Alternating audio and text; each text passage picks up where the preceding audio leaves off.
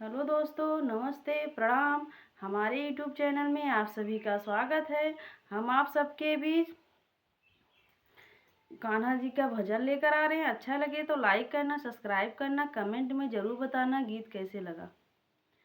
कैसे बजाए बसुरियाए मोहन, कैसे बजाए हो, कैसे बजाए बसुरियाए मोहन, कैसे बजाए हो।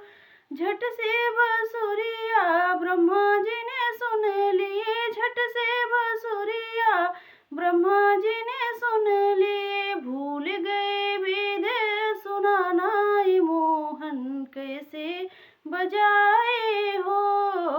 भूल गए वेद सुनाना ये मोहन, कैसे बजाए हो।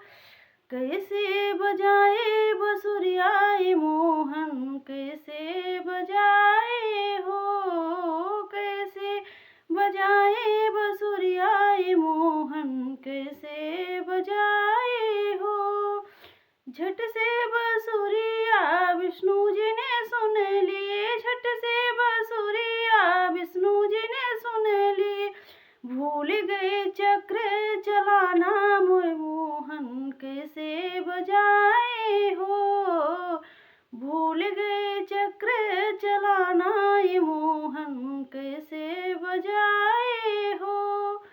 कैसे बजाए बसुरियाए मोहन, कैसे बजाए हो। कैसे बजाए बसुरियाए मोहन, कैसे बजाए हो। झट से बसुरिया भोले जी ने सुन लिए, झट से बसुरिया भोले जी ने सुन लिए। भूल गए डमरू बजाना ये मोहन, कैसे बजाए हो। भूल गए डमरू बजाना ये मोहन, कैसे बजाए हो।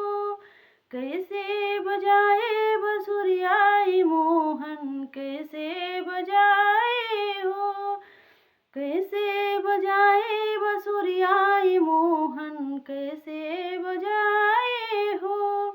झट से बसुरिया राम जी ने सुन लिए, झट से बसुरिया राम जी ने सुन लिए। भूल गए धनुषा चलाना ये मोहन, कैसे बजाए हो।